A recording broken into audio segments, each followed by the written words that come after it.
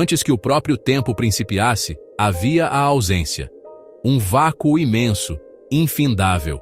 Imaginai uma tela, infinitamente vasta, porém completamente em branco, sem estrelas, sem galáxias, nenhum vislumbre dos mundos vindouros, apenas trevas, trevas profundas, palpáveis. Eram trevas que jamais conheceram a luz, um silêncio que jamais fora rompido pelo som. Este era o estado do informe, o potencial bruto de tudo o que viria a ser, mantido em estado de não existência. O universo, tal como o compreendemos, não era ainda sequer um sonho. Era menos que um sussurro. Era puro, absoluto vazio, uma profundeza insondável à espera. Não era meramente um espaço vazio.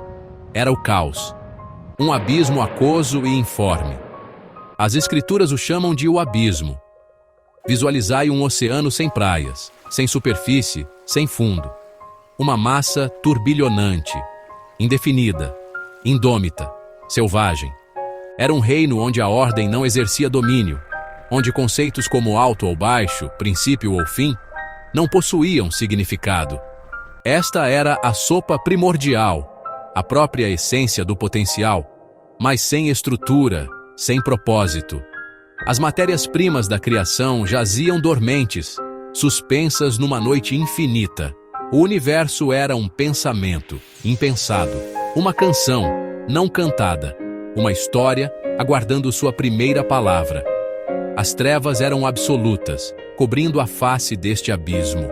Era um manto pesado, uma mortalha sobre tudo o que ainda não era. Pensai na mais profunda fossa oceânica, e então multiplicai essa escuridão pelo infinito. Era uma presença física, um vazio tangível. Não havia vislumbre, nenhum brilho distante. Apenas a extensão sem fim do caos ilumino. A energia que um dia irromperia em sóis e acenderia a vida estava ainda contida, encerrada neste imenso e silencioso teatro do vácuo. O palco estava posto, embora envolto em negrume impenetrável, aguardando a chegada do diretor, aguardando o início do primeiro ato. Mas mesmo nesta profunda escuridão, neste vácuo caótico, algo estava presente, algo distinto, o Espírito de Deus. Imaginai uma presença suave, porém poderosa. Não uma forma física como a entendemos, mas uma essência, uma energia divina. Este Espírito começou a mover-se, a pairar sobre a face das águas profundas e inquietas. Era um movimento de profundo significado, o primeiro agitar no universo silente, um sinal de que o vazio não era eterno, de que o caos não seria a palavra final. A quietude estava prestes a ser rompida por uma força de criação inimaginável. Este pairar não era sem rumo, era intencional, como uma ave que abriga seus ovos, trazendo calor e a promessa da vida. O Espírito de Deus avaliava, preparava, as vastas e escuras águas eram perscrutadas por esta consciência divina. Era um momento de imensa antecipação, embora ainda não houvesse ninguém para antecipar. A energia bruta e indômita do abismo estava sendo abraçada, envolvida por um poder muito maior. Este era o prelúdio da criação, a quietude antes da aurora cósmica. A mente divina contemplava a obra-prima que estava por vir, a ordem que emergiria da desordem. A presença do Espírito era um sussurro de intenção no vasto silêncio. Era o primeiro indício de desígnio em meio à ausência de forma. Esta energia divina, movendo-se sobre as águas, era como um escultor a contemplar um bloco de pedra bruta, vendo não apenas a pedra, mas o potencial de beleza, de forma, de vida nela encerrado. O Espírito era o sopro de Deus, pronto para animar o inanimado, pronto para trazer à existência o que não existia. Este era um momento de profunda intimidade entre o Criador e o que ainda seria criado. O poder se avolumava, a intenção se concentrava. E assim, o Espírito se moveu. Uma dança silenciosa e poderosa sobre a extensão ilimitada das águas escuras. Era o divino interagindo com o primordial, o infinito dialogando com o vácuo. Não era uma luta, mas uma preparação. O caos não era um inimigo a ser subjugado, mas uma matéria-prima a ser moldada, a ser transformada. A presença do Espírito era uma promessa de luz, uma promessa de vida, uma promessa de ordem. O palco não estava mais vazio. A presença invisível do Criador o preenchia, pronto para dar existência ao universo através da palavra. Então, nesta escuridão silente e meditativa, uma voz. Não uma onda sonora viajando pelo ar, pois não havia ar, mas uma ordem, um decreto divino, uma enunciação de pura vontade, ressoando através da própria tessitura do informe. A voz de Deus, poderosa, resoluta, inconfundível, perfurou a noite ancestral, carregando consigo a força da própria criação. Este era o momento pelo qual o universo aguardara, embora não o soubesse. O momento da Gênese, a primeira palavra do Criador, pondo em movimento o grandioso desígnio. Haja luz. 3 simples palavras. Contudo, nelas residia o poder de estilhaçar as trevas, de transformar o vácuo. Imaginai a audácia. Falar ao nada e ordenar que se tornasse algo. Não era um pedido. Não era uma sugestão. Era um imperativo. A voz carregava uma autoridade a qual o caos não podia resistir. Era o som da ordem nascendo, do propósito sendo declarado. As trevas haviam reinado supremas, incontestadas, por uma eternidade, mas seu reinado chegara ao fim. A primeira lei do novo universo estava sendo estabelecida. A ordem reverberou através do abismo.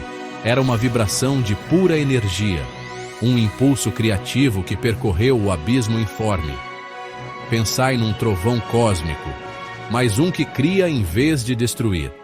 Esta era a articulação do pensamento divino, traduzida em realidade. A própria essência do ser de Deus foi derramada naquela ordem. Era uma declaração de intenção, uma proclamação de que o vácuo não mais seria vácuo, que as trevas cederiam lugar ao brilho. O universo susteve a respiração, Gap 2, metaforicamente falando, pela resposta a este chamado sem precedentes.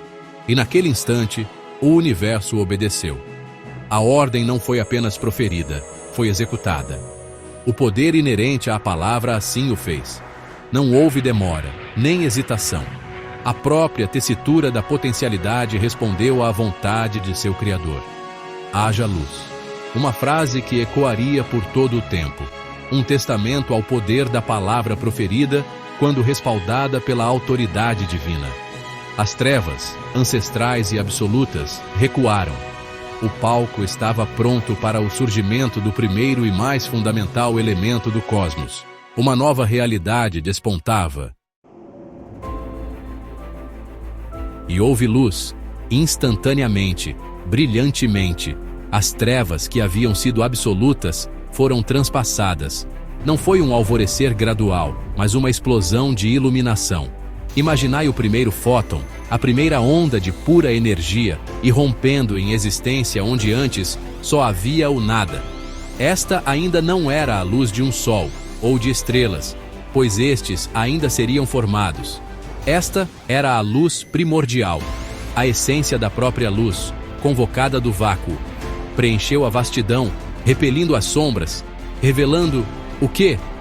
Talvez o primeiro vislumbre das águas, não mais totalmente ocultas.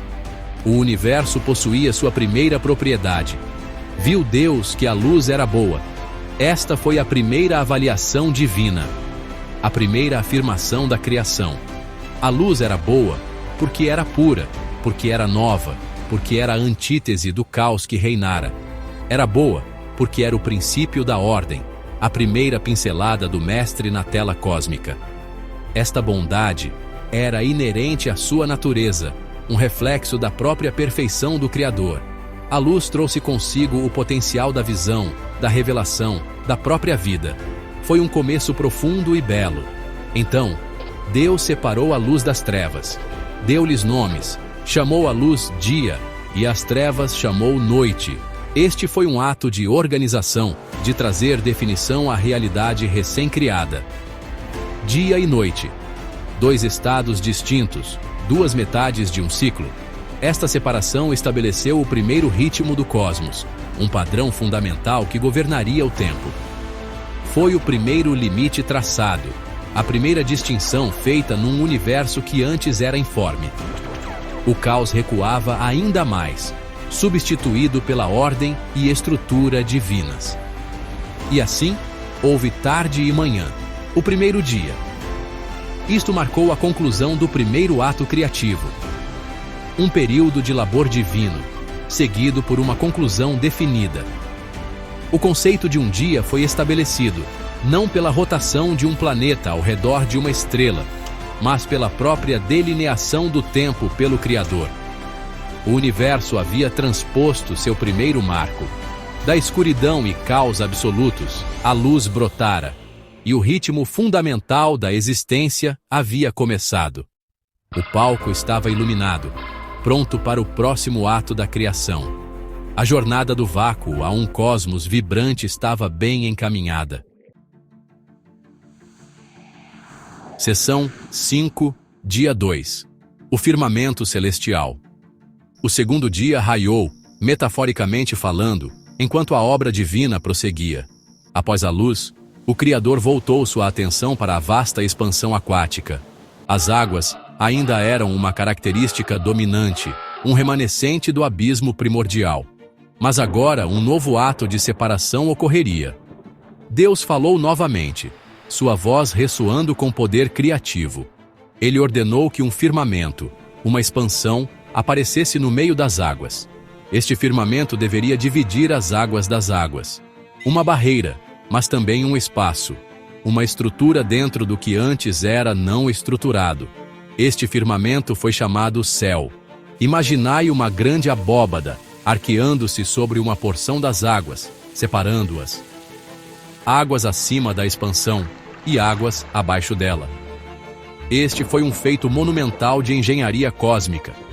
Criou um espaço definido, uma atmosfera respirável em potencial, separando as águas celestiais das terrestres. Não era apenas um vácuo vazio, era um reino estruturado, um dossel de proporções imensas.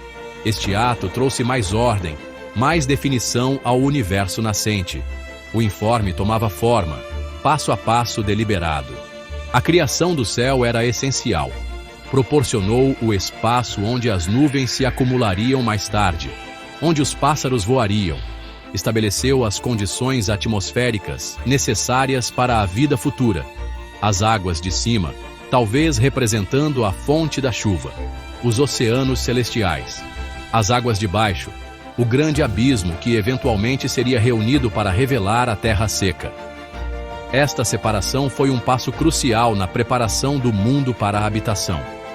Era uma beleza funcional, um desígnio que servia a um propósito profundo no plano da criação em desenvolvimento, um testamento à previdência divina. E assim, passou a tarde e chegou a manhã, marcando o fim do segundo dia.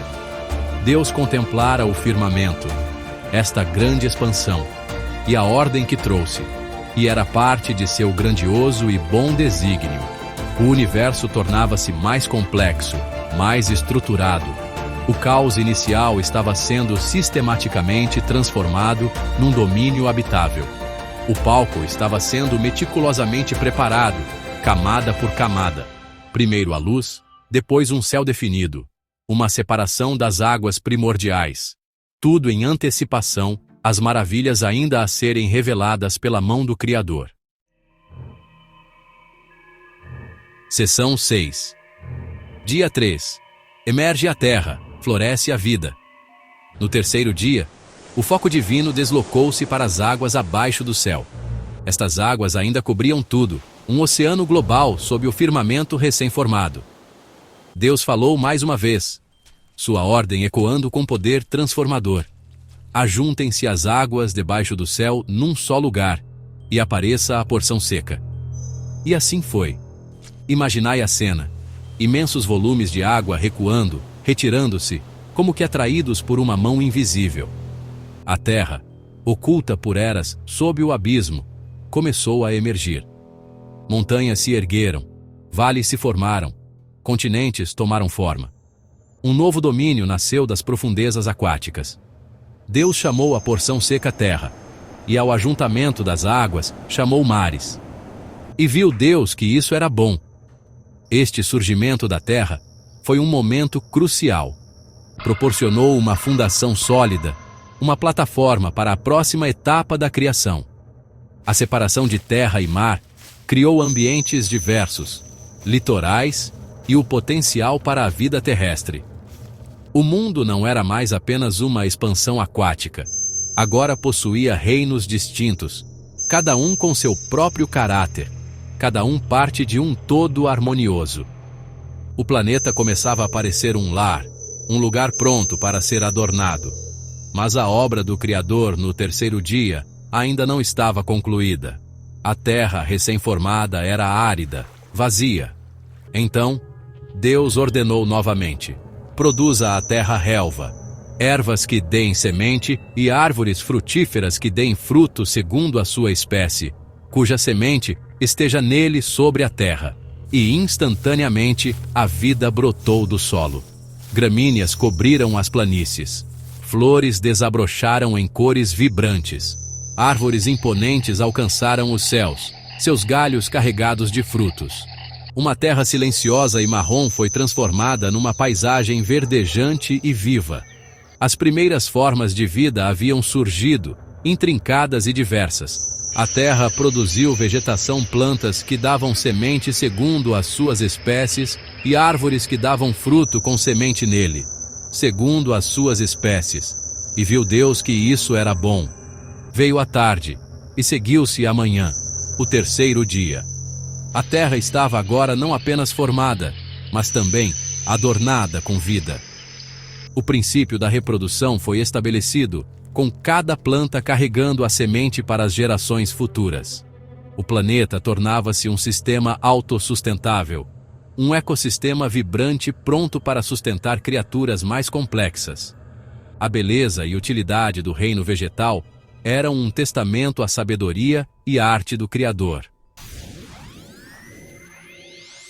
Seção 7. Dia 4. Tapeçaria celestial. Ao iniciar-se o quarto dia, o Criador voltou. Seu olhar para o alto, para a expansão do céu, o firmamento que ele moldara anteriormente. Embora a luz existisse, suas fontes ainda não estavam definidas nos céus como os conhecemos. Disse Deus: haja luminares no firmamento do céu para haver separação entre o dia e a noite. E sejam eles para sinais e para tempos determinados e para dias e anos. Esta ordem era para povoar os céus, para dar ritmo e medida ao próprio tempo. Tratava-se de criar uma engrenagem celestial, vasta e bela. E assim, Deus fez os dois grandes luminares, o luminar maior para governar o dia e o luminar menor para governar a noite. E fez também as estrelas. Imaginai o sol irrompendo em existência, um orbe magnífico de fogo, inundando o dia com seu calor e brilho. Então, a lua, serena e prateada, tomando seu lugar para reger a suave escuridão, acompanhada por uma miríade de estrelas, espalhadas como diamantes pela negritude aveludada do espaço. O céu, antes apenas uma expansão, era agora uma tapeçaria gloriosa, uma exibição celestial de grandiosidade inimaginável. Estes corpos celestes não eram apenas para a iluminação. Eles deveriam governar, reger o dia e a noite. Deveriam ser para sinais, auxílios à navegação, arautos das estações. Deveriam marcar dias e anos, estabelecendo os ciclos que definiriam a vida na Terra. O cosmos tornou-se um intrincado relógio, perfeitamente calibrado, profundamente belo. Este ato trouxe um novo nível de ordem e previsibilidade à criação, ligando o reino terrestre aos ritmos do vasto universo. Os céus declaravam a glória de Deus, silenciosa e majestosamente. Deus os pôs no firmamento do céu para iluminar a terra, para governar o dia e a noite e para separar a luz das trevas. E viu Deus que isso era bom. Passou a tarde e veio a manhã, o quarto dia. A estrutura do cosmos estava agora amplamente estabelecida. Luz, céu, terra, mares, vegetação e agora os corpos celestes. Cada elemento meticulosamente elaborado, cada um servindo ao seu propósito no grandioso desígnio. O universo não era apenas funcional. Era de uma beleza estonteante, um testamento à criatividade infinita de seu Criador. Seção 8, dia 5. A vida. Alça voo aos céus e mares. Com a terra formada, coberta de vegetação e iluminada por luzes celestiais, o quinto dia anunciou uma nova explosão de vida. As águas, outrora reunidas e nomeadas mares, deveriam agora fervilhar de criaturas vivas. Ordenou Deus: produzam as águas abundantemente répteis de alma vivente, e voem as aves sobre a face da expansão dos céus. A palavra divina, mais uma vez, trouxe forth abundância. Imaginai os oceanos, subitamente vivos com o movimento, cardumes de peixes, cintilantes e diversos. Grandes criaturas marinhas, deslizando pelas profundezas. As águas, anteriormente apenas uma característica da paisagem, tornaram-se um habitat vibrante e movimentado. Simultaneamente, os céus, a vasta expansão acima, foram preenchidos com novos habitantes. Aves de toda espécie, com plumagem colorida e cantos variados, alçaram voo. Pairando nas correntes, encheram os céus de vida e canção.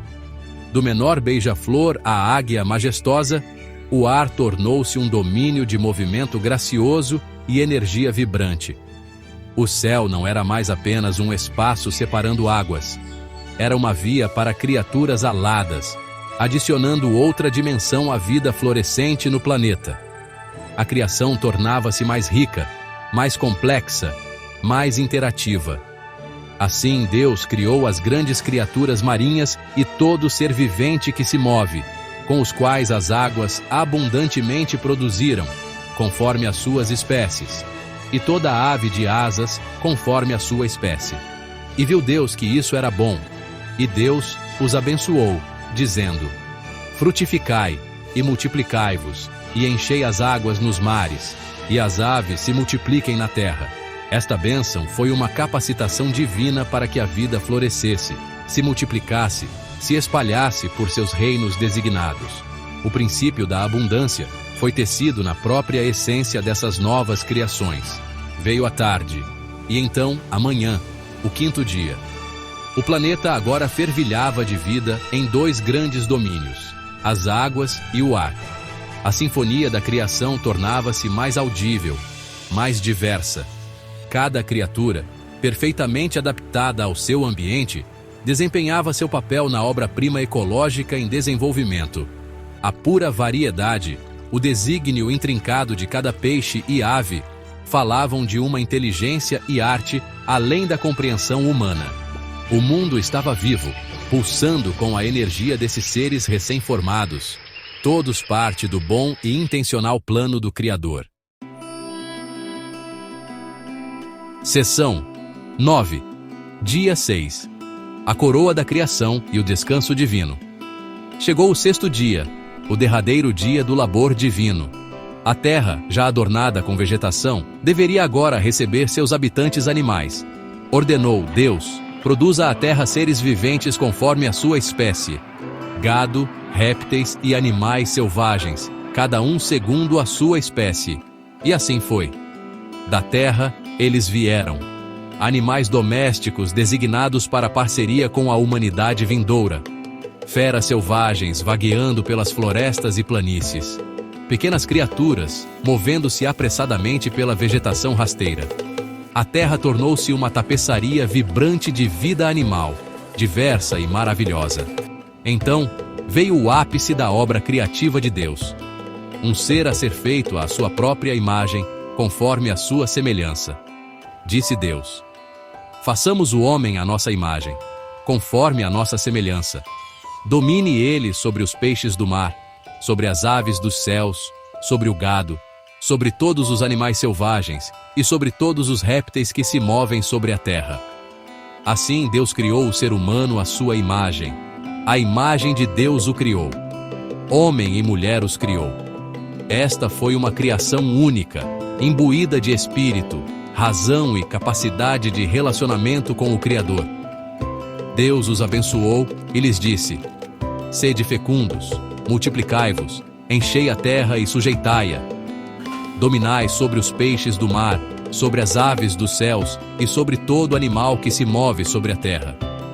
À humanidade foi dada a mordomia, a responsabilidade de cuidar do mundo magnífico que Deus fizera. Deveriam ser cuidadores, não destruidores, refletindo o próprio governo benevolente de Deus. A criação do homem e da mulher foi a pedra angular, a obra-prima dentro da obra-prima. A terra estava agora completa, um lar perfeito para seus habitantes supremos, criada com amor e sabedoria infinita. Viu Deus tudo quanto fizera, e eis que era muito bom. E houve tarde e manhã, o sexto dia. A obra da criação estava concluída. Assim, os céus e a terra foram concluídos em toda a sua vasta disposição. No sétimo dia, Deus havia terminado a obra que fizera. Assim, no sétimo dia, descansou de toda a sua obra. E Deus abençoou o sétimo dia e o santificou, porque nele descansou de toda a obra que criara e fizera. Este descanso divino não provinha do cansaço, mas de uma cessação, uma santificação da completude. Um modelo para o ritmo na vida, um lembrete da sacralidade tanto do trabalho quanto do descanso. O universo, em toda a sua glória, erguia-se como um testamento ao seu Criador.